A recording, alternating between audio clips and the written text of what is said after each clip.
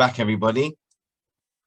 First of all, I want to express my gratitude to everyone who contacted me to ask me how I was doing after I missed last week. I think it was just a bad case of allergies, and thank God I'm back to normal. So we've previously mentioned that the Pesach story is filled with the concept of gratitude. And today I want to focus on an aspect of the story of leaving Egypt that we haven't looked at yet. We all know that in order to save his life, when Moshe was born, he was put in a basket and placed in the Nile. And then when Pharaoh's daughter comes down to bathe, she sees the basket, she opens it up, she realizes that it is a Jewish child and she has pity on it.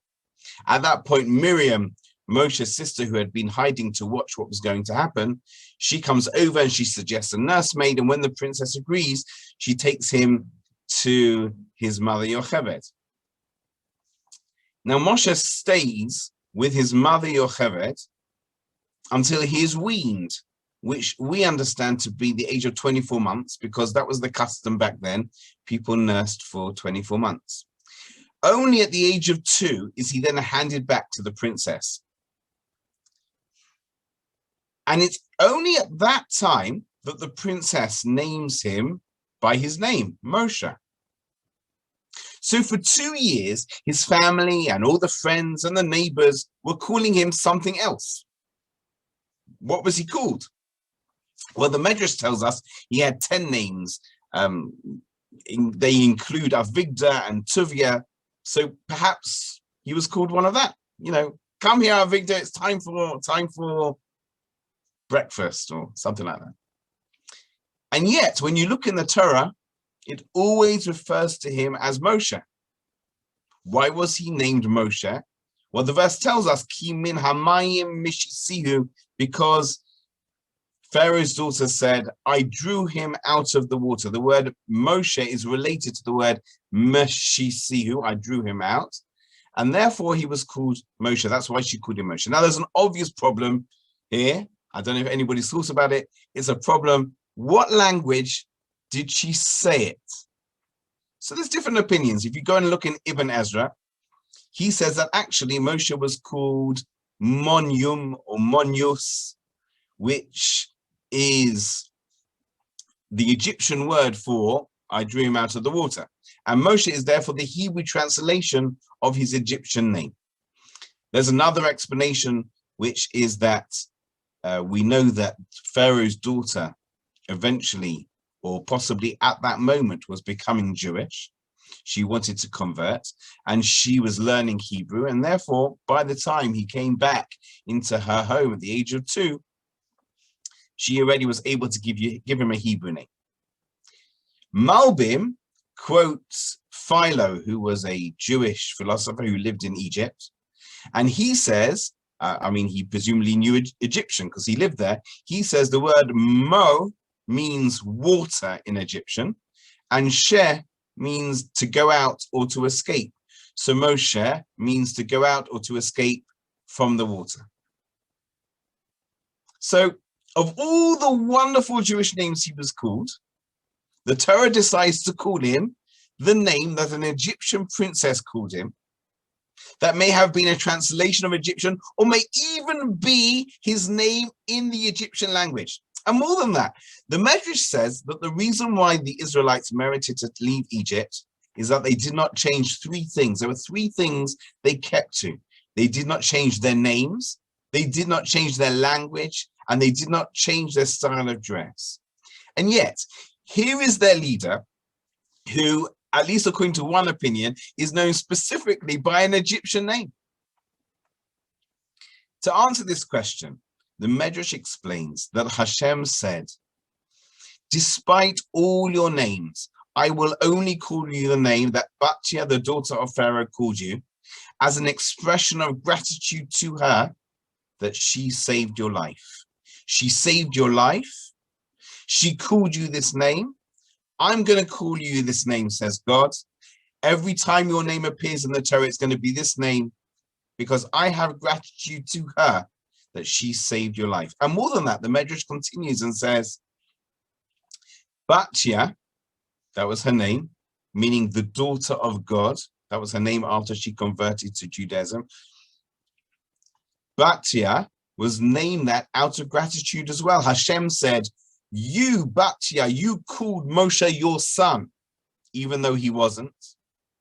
So even though you were not from my chosen nation, I will still call you my daughter.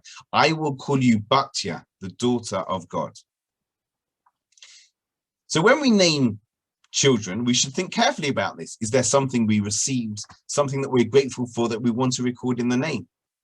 And the truth is that when we name a child after a relative, it isn't just an expression of honor.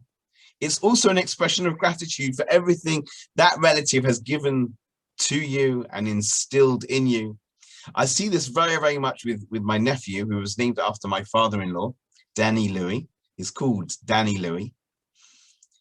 In fact, his mother, that's my sister-in-law, went into labor with him on the day of his namesake's first yortzeit.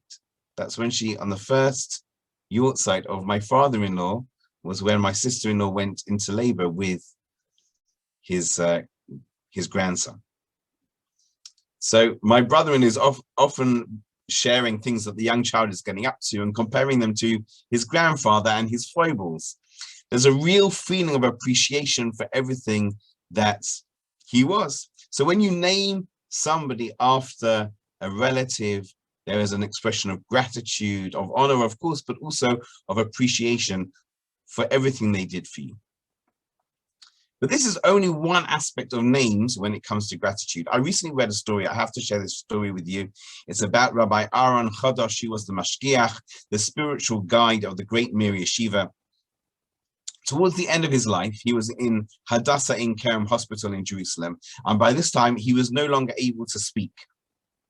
So if he wanted to communicate, he had a board with letters of the alphabet on. And if he wanted to speak, he would, with a weak, shaking hand, point to and slowly spell out the word or words he wanted to say. His grandson relates that one time he went to visit his grandfather. And after Rabbi Chodosh asked some one-word questions about how his grandson was doing, how the learning was, etc., he then painfully spelled out 4 words, letter by letter. What were the 4 words? Tzrichim lada'at lemi lahodot. We need to know who to thank. Now, the grandson didn't understand. Who did he want to thank? For what? So when he asked his grandfather, Rabbi Chodosh then spelled out 5 more words. Lachen tzrichim lada'at et Hashem. Therefore, we need to know Hashem. What did he mean? We need to thank Hashem, to know Hashem. When the grandson asked, Rabbi Chodosh pointed to the nurse nearby. And then the grandson understood. Lachen tzrichim lada'at et Hashem. Therefore, we need to know not Hashem, but Hashem, the name. Therefore, we need to know the name. What the grandfather was saying was, he wants to thank the nurse for all her care and attention. But in order to thank her properly, he needed to know her name. Now, if we really appreciate what someone does for us, we need to express the gratitude in a proper way. And the best way to do that is to show that the person has really impacted your life, that the person has stature in your eyes. And therefore, they're not just another person, not just another nurse in uniform. They're special. They have their own unique identity. They have a name.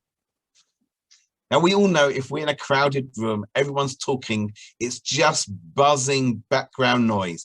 And then suddenly somebody says your name, and it may not even be that they're speaking about you. Suddenly somebody says your name, you will hear it. Despite all the background noise, your ears just pick it out. We identify with our name. It's part of who we are. We hear it, we think, oh, it's me. When someone uses our name, it means that we mean something to them.